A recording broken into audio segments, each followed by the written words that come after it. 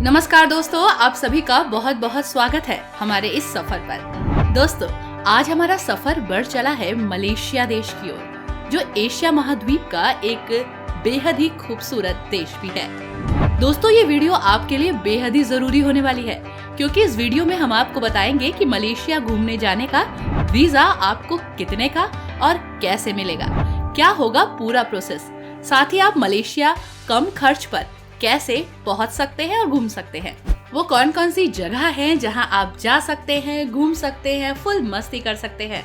इतना ही नहीं, मलेशिया देश के बारे में जानेंगे इस वीडियो में कुछ खास बातें। और आपको एक बात मैं जरूर बता दूं, इस पूरे वीडियो में हम आपको एक बात जरूर बताएंगे जो कि आपको कर देगी बहुत ही एक्साइटेड। लेकिन आपको बने रहना पड़ेगा हमारे साथ इस वीडियो के अंत तक, और साथ ही हमारे चैनल को सब्सक्राइब जरूर कर लीजिए।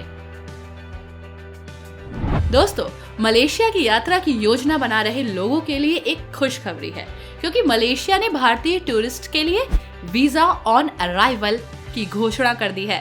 भारतीय टूरिस्ट के लिए आगमन पर वीजा सेलेक्टिव एंट्री पॉइंट्स के जरिए मिल जाएगा। आपकी ये प्रॉब्लम सॉल्व हो गई।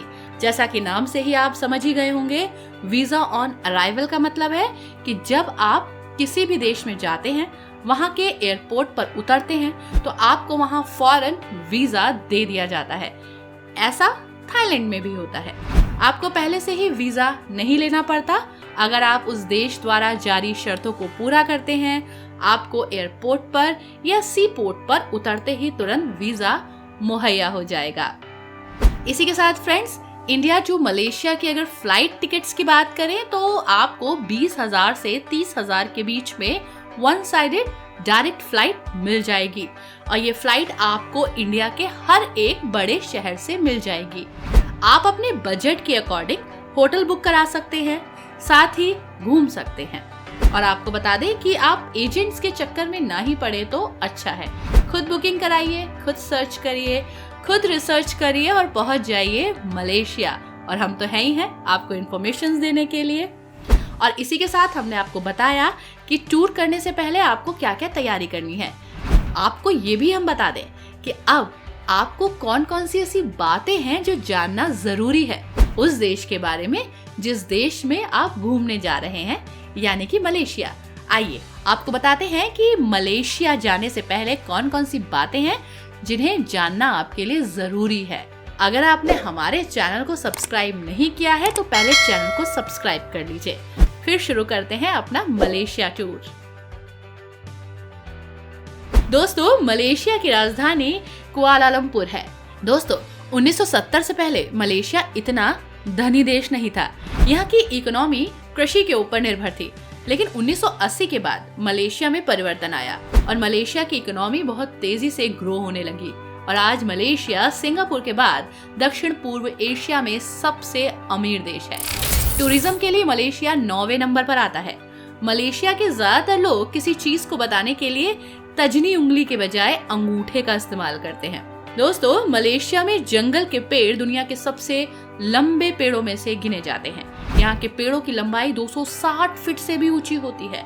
संस्कृति के हिसाब से मलेशिया बहुत ही विचित्र देश है, और यहाँ पर बहुत सारे ट्रेडिशंस फॉलो किए जाते हैं। दुनिया का सबसे बड़ा गोल आकृति हाईवे मलेशिया में ही है, जो कि 22 किलोमीटर लंबा है।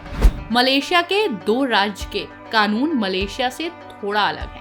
दोस्तों, मलेशिया में बहुत सारे फेस्टिवल्स मनाए जाते हैं, और ये फेस्टिवल 12 महीने चलते हैं। मलेशिया में ज्यादातर चीनी और भारतीय मूल के लोग रहते हैं। मलेशिया की आधिकारिक भाषा मलिया है। शिक्षा और आर्थिक क्षेत्र में मलेशिया में ज्यादातर अंग्रेजी का इस्तेमाल होता है। मलेशिया में दुनिया के राष्ट्रीय राजशाही परिवार की संख्या सबसे ज्यादा है। यहाँ राष्ट्रीय ध्वज 16 सितंबर 1963 को अपनाया गया था, और इसका मोहम्मद रमजानी ने निर्माण किया था। मलेशिया का पेनांग ब्रिज एशिया का 3रे नंबर पर आता है, जो सबसे लंबा ब्रिज है। इसकी लंबाई 13.7 किलोमीटर है। मलेशिया में सांस से संबंधित रोगों से मरने वालों की संख्या बहुत कम है।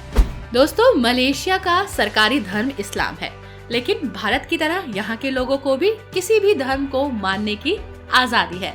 मलेशिया देश में 21 से 28 वर्ष की उम्र के लोगों के लिए 2 साल तक सैन्य प्रशिक्षण की व्यवस्था की गई है। जी हाँ, आप जब भी 21 के होंगे और 28 तक आपको 2 साल तक आर्मी ट्रेनिंग लेनी होगी।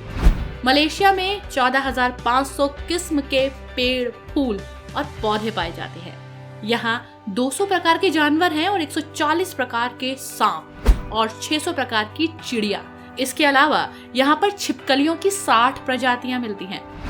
दोस्तों, अगर आप फैमिली के साथ आ रहे हैं तो थोड़ी सी सावधानी आपको बरतनी होगी, और अगर आप यहाँ अकेले आ रहे हैं, दोस्तों यारों के साथ आ रहे हैं, फुल अय्याशी और ऐश करने आ रहे हैं, तो ये जानकारी आपके लिए बहुत ही खास होने वाली है, क्योंकि मलेशिया वेश्यावृत्ति और नशीले पदार्थों के लिए पूरी दुनिया में फेमस है। और यहाँ पे बार और क्लब्स में दिन के 24 घंटे आपको नाचती हुई लड़कियां मिल जाएंगी, जो आपको अपनी खूबसूरती से अट्रैक्ट करेंगी और अपनी अदाओं में फंसाने की पुरजोर कोशिश करेंगी।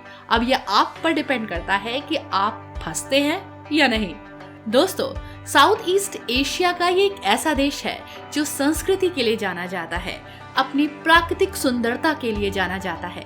यहाँ की संस्कृति को मेल्टिंग पॉट ऑफ कल्चर यानी कि पिघलने वाला बर्तन कहा जाता है। ये एक मुख्य कारण है कि दुनिया भर में भारी संख्या में लोग मलेशिया घूमने आते हैं। मलेशिया की शानदार वास्तुकला, यहाँ पर स्थित रोमांचक पार्क, विस्तृत वन्यजीव अभ्यारण्य और नाइट लाइफ लोगों को अपनी ओर खींचती है और यहाँ आने के लिए करती है मजबूर। यदि आप किसी देश की रोमांचक और खूबसूरत यात्रा पर निकलना चाहते हैं तो मलेशिया उसमें से एक बेहद ही अच्छा ऑप्शन है। आइए अब आपको बताते हैं कि जब भी आप मलेशिया आएं तो कहां कहां घूमने जाएं। सबसे पहले मलक्का, मलेशिया का प्रमुख पर्यटन स्थल मलक्का 15वीं शताब्दी के आसपास का एक व्यापारिक बंदरगाह, जो एशिया के सबसे बड़े व्यापारिक बंदरगाहों में से एक है और बेहद ही खूबसूरत। ये है पेनांग हिल। पेनांग हिल प्रायद्वीपीय मलेशिया में स्थित पहला औपनिवेशिक हिल स्टेशन माना जाता है। पेनांग मलेशिया के सबसे प्रमुख पर्यटन स्थलों में से एक है।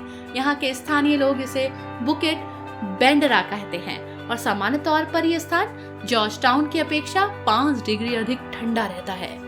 माउंट किनाबाउ 4095 मीटर की ऊंचाई पर स्थित ये एक पर्वत है। ये दक्षिण पूर्वी एशिया की सबसे ऊंची चोटी मानी जाती है। ये एशिया में फेमस क्लाइंबिंग डेस्टिनेशन में से एक है। ये पर्वत अपनी जैव विविधता के लिए दुनिया भर में मशहूर है। यहाँ पक्षियों की 326 प्रजातियां मिलती हैं। ये है जॉर्ज टाउन पेनांग।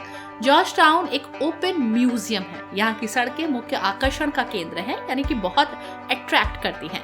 यहाँ स्ट्रीट आर्ट, पारंपरिक शैली में सजी दुकानें हैं और यहाँ की सजावट पर्यटकों का मन मोह लेती है। दोस्तों, अगर आप मलेशिया घूमने जाने के बारे में सोच रहे हैं और कंफ्यूज हैं मंथ को लेकर, तो मैं आपको बता दूं कि यहाँ सबसे ज्यादा अनुकूल समय यानी कि बेहतर समय होता है दिसंबर, जनवरी और फरवरी का। सर्दियों के मौसम में मलेशिया का तापमान वहाँ घूमने फिरने के लिए बहुत ही अच्छा माना जाता है। इसी के साथ दोस्तों, मलेशिया का हमारा ये सफर होता है यहीं समाप्त। आपको मलेशिया का ये टूर कैसा लगा हमको जरूर बताइएगा। और इसी के साथ साथ हमारा ये सफर यहीं समाप्त होता है। हमें दीजिए इजाजत। Bye bye, goodbye, take care. खुश रहिए, अपना ध्यान रखिए और हाँ, हमारे चैनल को सब्सक्राइब कर लीजिए, वीडियो को लाइक कर दीजिए और शेयर कर दीजिए। अगले वीडियो में फिर से आपसे मिलेंगे। तब तक के लिए bye bye, goodbye, take care.